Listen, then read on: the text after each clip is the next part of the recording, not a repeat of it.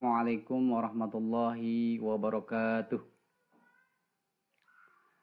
Apa kabarnya anakku sekalian, anak-anak SDT An-Nazir yang soleh dan soleha. Semoga senantiasa Allah lindungi dan semoga senantiasa dalam kondisi sehat semua. Baik, melanjutkan materi selanjutnya. Kita lanjutkan pelajaran 8. Boleh sambil dibuka bukunya di halaman 74 ya. Kita akan bahas tentang zakat, infak, dan sodakoh ya. Namun pada hari ini kita akan bahas tentang zakat ya. Baik.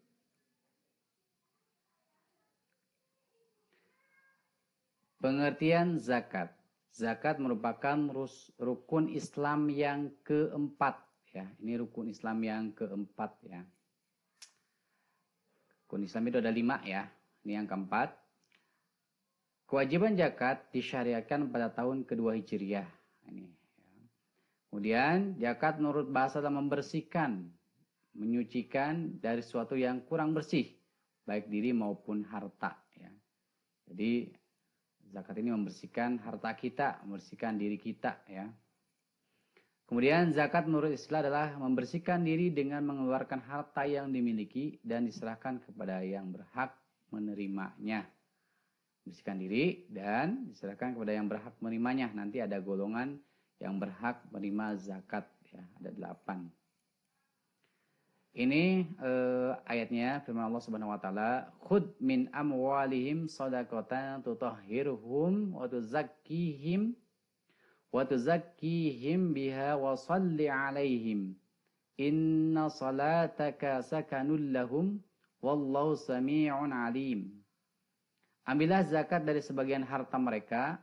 Dengan zakat itu kamu membersihkan dan mensucikan mereka dan berdoalah untuk mereka. Sungguhnya doa kamu itu menjadi ketentraman jiwa bagi mereka. Dan Allah Maha mendengar lagi Maha mengetahui. At-Taubah ayat 103. Ini ayat yang kaitannya dengan zakat. Zakat sendiri terbagi 2. Ada zakat mal, zakat harta. Ya. Ada zakat fitrah. Ya. Baik, saya akan bahas yang zakat mal terlebih dahulu ya. Apa itu zakat mal? Adalah zakat yang wajib dikeluarkan dari harta yang sudah mencapai syarat kewajiban zakat. Yaitu cukup nisab dan haul. Jadi zakat mal ini zakat harta ya. Apa itu nisab? Nisab itu memenuhi syarat batas minimal atau paling sedikit sesuai dengan ketentuan. Ya. Jadi standar minimalnya berapa yang harus dizakati ya. Harta yang sudah kita kumpulkan. Haul artinya harta tersebut sudah memiliki selama 1 tahun. Jadi harta tersebut sudah dimiliki selama kurang lebih 1 tahun. Ya. Ya, ini jenis-jenis harta yang wajib dizakati ya. Pertama, hasil tanaman dan buah-buahan. Ya. Kalau petani punya tanaman atau buah-buahan, maka wajib dikeluarkan zakatnya sebesar 10%. Nah ini 10% wajib dikeluarkan apabila sawah atau perkebunannya ini diairi dengan air hujan. Ya, jadi tak ada hujan, menunggu hujan datang, maka zakatnya 10% dari hasil panen kita ya. Kemudian 5% apabila diairi dengan tenaga atau irigasi ya. Jadi dengan misalkan dengan mesin pemompa air ya. Sehingga membutuhkan biaya, menggunakan biaya, maka ini cukup dengan 5% ya. Kapan waktunya pengeluaran zakat ini dilakukan? Pada saat panen. Ya. Panen tanaman tersebut kita zakatkan. Contoh, ketika panen padi misalkan ya. Nah, padi tersebut tak ada hujan ya. Nah, ini zakatnya 10%.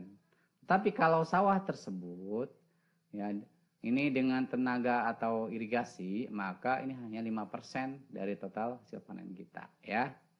Ini bayarnya ketika tanaman sudah panen ya. Baik, yang kedua tadi kalau tanaman dan buah-buahan ini adalah perak dan emas. Nah tadi nisab ya. Nisab emas itu 20 miskol. Berat timbangan 93,6 gram. Zakatnya adalah 1/40 atau 2,5%. Nah, sama dengan setengah miskol, ya, yaitu 2,125 gram. Ya, jadi kalau kita punya emas, ya, ini nisabnya adalah ini, ya, nisabnya adalah 93,6 gram, ya. Kalau punya emas segini dalam selama 1 tahun, maka kita wajib zakat. Zakatnya berapa? 2,5% dari total emas kita, ya. Kemudian perak sama. Nah, perak ini 200 dirham, yaitu 624 gram.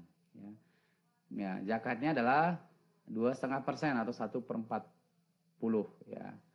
Nah, kalau kita sudah punya perak 624 gram, maka kita wajib zakatnya sama 2,5% dari totalnya. Jadi inilah nisabnya. Ya, kalau kita sudah punya emas segini, maka wajib zakat. Kalau kita sudah punya perak 624 gram, maka kita juga wajib zakat. Ya. Kemudian binatang ternak. Ya. Jenis binatang yang wajib dizakati adalah unta, sapi, kerbau, dan kambing. Ya. Ini juga wajib zakat, ya. Kemudian harta terpendam, ya, atau kita biasa menyebutnya dengan harta karun, harta korun, ya. Ini zakatnya 20%, dikasih ini, ya. Wajib juga kan, karena pada waktu itu juga, misalkan kita lagi gali tanah atau di sebuah goa, ya, kita menemukan itu, atau ya misalkan emas atau apa segala macam, ya. Nah, ini wajib zakatnya 20%, ya. Wajib zakat 20% dari total yang kita temukan, ya, atau terpendam, ya. Ini. Selanjutnya, syarat wajib zakat mal antara lain, ya, beragama Islam. Tentulah hanya orang Islam yang zakat mal. Baligh, ya. Baligh, ya. Berakal, merdeka, milik sendiri, bukan milik orang lain, sudah mencukupi nisabnya, sudah mencapai haulnya, ya. Nisabnya tadi emas berapa, kemudian perak juga berapa. Nah, itu sudah mencapai 1 tahun, ya. Kemudian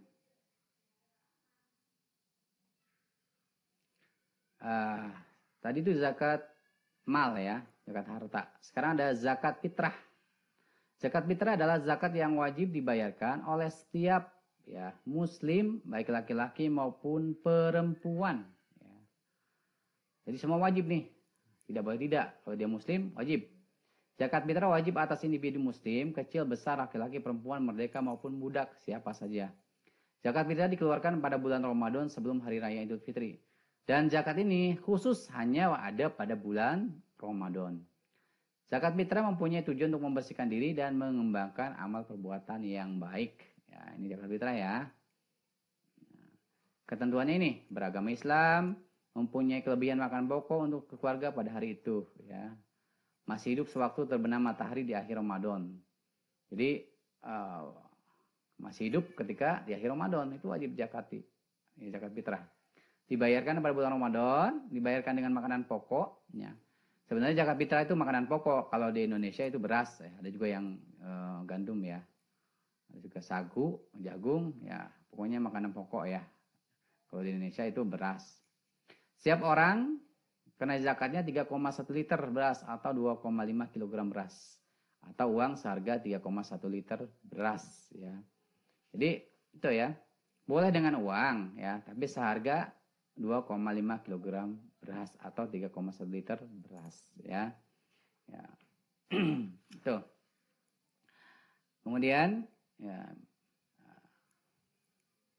pada waktu menyerahkan disertai niat mengeluarkan zakat. Jadi ada niatnya. Nawaitu an ukhrija zakatal fitri an nafsi fardalillahi ta'ala, ya. Jadi niat kita mengeluarkan zakat fitrah. Nah, terus kemana kita, ya, arahkan atau kita keluarkan zakat kita, zakat fitrah kita? Ini ada 8 golongan yang berhak menerima zakat. Pertama, orang fakir. Fakir itu lebih dari miskin, ya. Jadi Orang yang sangat miskin, tidak berharta, tidak pula kuasa untuk bekerja ataupun berusaha untuk mencukupi kebutuhan nafkahnya, sedang orang yang menanggungnya belum ada, ya. Jadi lebih parah dari miskin, ya. Miskin adalah orang yang punya pekerjaan, tetapi hasilnya tidak mencukupi kebutuhan pokoknya. Dia punya pekerjaan, tetapi tidak memenuhi kebutuhan pokoknya, ya. Dan hanya cukup hari itu aja. Amil, orang yang membagikan zakat. Mu'alaf, orang yang masuk Islam. Rikob adalah budak atau hamba sahaya. Kalau sekarang sudah nggak ada, ya. Ghorim adalah orang yang mempunyai utang, ya. Mempunyai utang karena kepentingan yang bukan maksiat, ya. Ia tidak mampu melunasinya. Sabilillah, itu orang yang berjuang di jalan Allah, menyiarkan dan mengagungkan agama Allah tanpa mendapatkan gaji, ya. Kemudian Ibnu Sabil, itu adalah orang yang dalam keadaan bepergian atau perjalanan jauh, bukan untuk maksiat. Nah, ini boleh. Misalkan untuk menuntut ilmu, menyiarkan agama dan sebagainya, ini boleh, ya, mendapatkan zakat fitrah, ya. Nah, ini, ya, inilah 8 orang yang berhak menerima zakat. Itu saja yang dapat Ustadz sampaikan pada pertemuan kali ini. Semoga apa yang Ustadz jelaskan bisa dipahami dan dimengerti, ya. Tidak ada tugas dari Ustadz, tapi silakan dibaca-baca bukunya dari halaman 73 sampai dengan 79, ya, terkait zakat, ya, zakat mal maupun zakat fitrah, ya. Baik, saya doakan semoga kalian tetap sehat di rumah. Dan saya akhiri pelajaran hari ini dengan membacakan hamdalah, alhamdulillahirabbil alamin. Dan saya akhiri, assalamualaikum warahmatullahi wabarakatuh.